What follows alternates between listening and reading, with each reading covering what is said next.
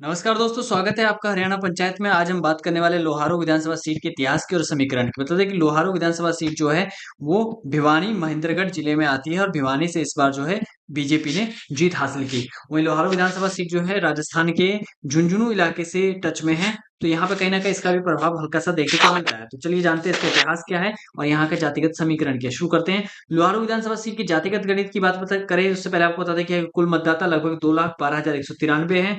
वहीं अगर हम एससी एसटी वोटर्स की बात करें तो एससी वोटर जो है 44,433 यानी 21% एससी वोटर्स है जो काफी प्रभाव रखते हैं। एसटी वोटर शून्य है।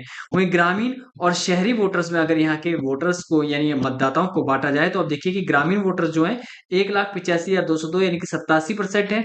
वहीं शहरी वोटर 26,990 यानी मात्र 13% है। तो जिस तरह से अभी नायब सिंह सैनी जो मुख्यमंत्री है हरियाणा के, उन्होंने जिस तरह से किसानों के लिए एमएसपी की घोषणा की या फिर बाकी चीजों को लेकर लगातार वो घोषणाएं लगातार कर रहे हैं, तो कहीं ना कहीं इसका फर्क जो है ग्रामीण क्षेत्रों में देखने को मिल सकता है। वहीं अगर हम 2019 के विधानसभा चुनाव में कुल मतदान की बात करें तो कुल मतदान उस समय पे 72% हुआ था। और अगर इसके इतिहास की बात करते हुए वोट दलों के वोट शेयर को देखें कि किसको कब कितना वोट शेयर मिला, तो अब देखिए जब 2009 का विधानसभा चुनाव था उस समय पे कांग्रेस का वोट शेयर 21.42% था, इनेलो को 27.15%। वहीं जयप्रकाश दलाल जो निर्दलीय प्रत्याशी खड़े हुए थे उनका 26.6% रहा। रतन पाल का 5.9% रहा और बसपा का 5.21% रहा। तो कांग्रेस और इनेलो में यहाँ टक्कर देखने को मिलती है। वहीं 2014 के जब विधानसभा चुनाव हुए वहां बीजेपी शून्य से 27.99% पे पहुंची, कांग्रेस का 23.23% रहा। वहीं इनेलो का 29.51% रहा। तो अब देखिए कि इनेलो का 2% बढ़ा, वहीं 2% जो है कांग्रेस का भी बढ़ा। बीजेपी को सबसे ज्यादा फायदा हुआ, हालांकि इनेलो आगे रही वोट शेयर के मामले में। 2019 के जब विधानसभा चुनाव होते हैं तब बीजेपी का वोट शेयर जो है 44% पे पहुंच जाता है। कांग्रेस का 31.3% रहता है, जेएनजेपी का 19.7% रहता है। वहीं हम अगर बात करें लोकसभा चुनावों की, तो जब 2009 के लोकसभा चुनाव होते हैं उस समय बीजेपी का वोट शेयर जो है शून्य रहता है। वहीं कांग्रेस का 47.83% रहता है। इंडियन नेशनल लोकदल का 30.39%, हरियाणा जनहित कांग्रेस पार्टी का 12.28%, वहीं बसपा का 5.78%। 2014 के लोकसभा चुनाव में बीजेपी शून्य से 28.47 पे पहुंचती है, कांग्रेस को नुकसान होता है 47 से 33.2 पे पहुंचती है। इनेलो का भी नुकसान होता है 28.2% पे पहुंचती है, 2% का घाटा देखने को मिलता है। एचसीसी बिल का शून्य रहता है। 2019 के लोकसभा चुनाव में बीजेपी को जबरदस्त फायदा मिलता है, 56.4% यहाँ को वोट शेयर रहता है। कांग्रेस को फिर से नुकसान देखने को मिलता है, 29.2% रहता है। जेएनजेपी का 10.4% रहता है। पर क्या ये वोट शेयर जीत में तब्दील हो पाया, इस बारे में हम जानेंगे। लेकिन उससे पहले बता दें कि जो पिछले 6 बड़े चुनाव हुए इसमें बीजेपी 2 बार आगे रही है, कांग्रेस 2 बार आगे रही है, इनेलो 2 बार आगे रही है। यानी कि पाला लगभग जो है बराबरी का है। बीजेपी कांग्रेस और इनेलो को दो दो बार आगे रही है। कौन कब जीता ये बताते हैं। तो उससे पहले आपको बताते हैं कि शुरुआत हम इसके इतिहास से करेंगे कि कब कौन जीता था।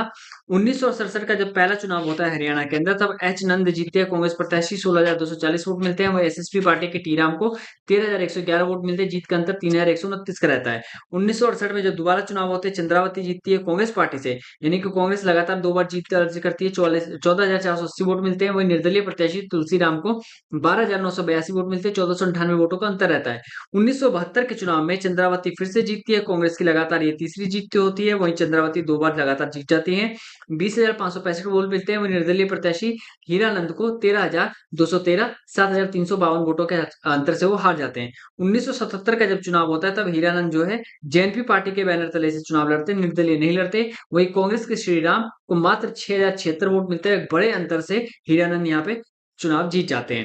1982 के चुनाव में हीरानंद फिर जीतते हैं, लेकिन एलकेडी पार्टी की तरफ से जीतते हैं। वो इस बार 25,108 वोट मिलते हैं। वही कांग्रेस प्रत्याशी राम नारायण सिंह को हार का सामना करना पड़ता है, 16,124 ही वोट मिलते हैं, यानी कि कांग्रेस लगातार दूसरी बार हार गई।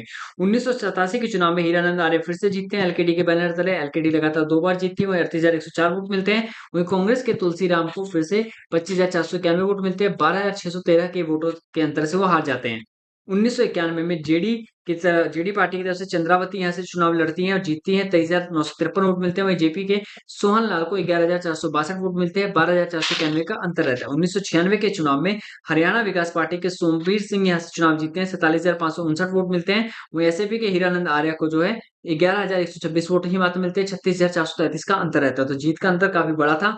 वही 2000 चुनाव में बहादुर सिंह जीत दर्ज करते हैं इंडियन नेशनल लोकदल के, 41,439 वोट मिलते हैं। वहीं हरियाणा विकास पार्टी के सोमवीर सिंह को 35,740 वोट मिलते हैं, 5,699 का अंतर रहता है। तो आप देखिए कि जिस तरह से शुरू के 3 चुनाव कांग्रेस ने जीते थे 1972 तक, उसके बाद से कांग्रेस लगातार यहाँ पे हारती आई। कांग्रेस ने अपना जनाधार कहीं न कहीं यहाँ पे खो दिया था 2000 के चुनावों तक। 2005 में कांग्रेस की वापसी होती है, सोमवीर सिंह यहाँ से जीतते हैं, 44,144 वोट मिलते हैं, वहीं बहादुर सिंह निर्दलीय प्रत्याशी को 32,108 वोट मिलते हैं, जीत का अंतर 12,032 का रहता है। तो इतने सालों के बाद कांग्रेस यहाँ से जीत दर्ज करने में कामयाब होती है। सोमवीर सिंह कांग्रेस को फिर से यहाँ जीत दिलवाते हैं, लेकिन 2009 के चुनाव में आंकड़ा फिर से पलटता है। इंडियन नेशनल लोकदल की वापसी होती है, धर्मपाल यहाँ से जीतते हैं, 30,887 वोट मिलते हैं। निर्दलीय प्रत्याशी जयप्रकाश दलाल को 30,264 वोट मिलते हैं, 623 का मात्र अंतर रहता है, तो ये अंतर काफी कम था। वहीं 2014 के चुनाव में ओम प्रकाश बैरवा यहाँ से इनेलो से लड़ते हैं और जीतते हैं, 40,693 वोट उनको मिलते हैं। वहीं जयप्रकाश दलाल जो निर्दलीय लड़े थे, इस बार बीजेपी की तरफ से लड़ते हैं और 38,598 वोट मिलते हैं, 2,095 का अंतर रहता है।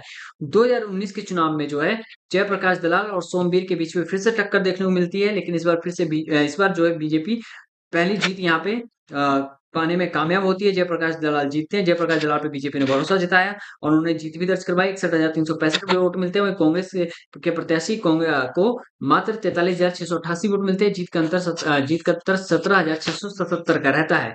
तो कांग्रेस जिसने कि लगातार 1972 के बाद उनके हाथ में जो चुनाव आया जीतने का, जो आया वो 2005 में आया। 1972 के बाद जो है कांग्रेस 2005 में जीतती है, लेकिन उसके बाद इस जीत को कायम नहीं रख पाती और हार का सामना करना पड़ता है। हालांकि 2014 और 2019 में जो है मोदी लहर देखने को मिली, बीजेपी की लहर देखने को मिली, इसके बावजूद 2009 के चुनाव में भी उनको हार का सामना करना पड़ा था।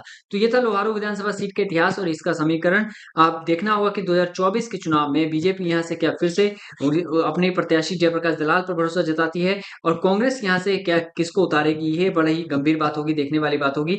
तो अब देखेंगे कि यहाँ पे इस 2024 में पार्टी क्या फैसला लेती है। तो आपको ये वीडियो कैसे लगी कमेंट बॉक्स में जरूर बताएं, और अगर वीडियो अच्छी लगी हो तो लाइक शेयर करना ना भूलें। साथ ही अगर आपके पास अपने विधानसभा सीट से जुड़ी कोई रोचक जानकारी है तो वो आप हमें शेयर कर सकते हैं। धन्यवाद।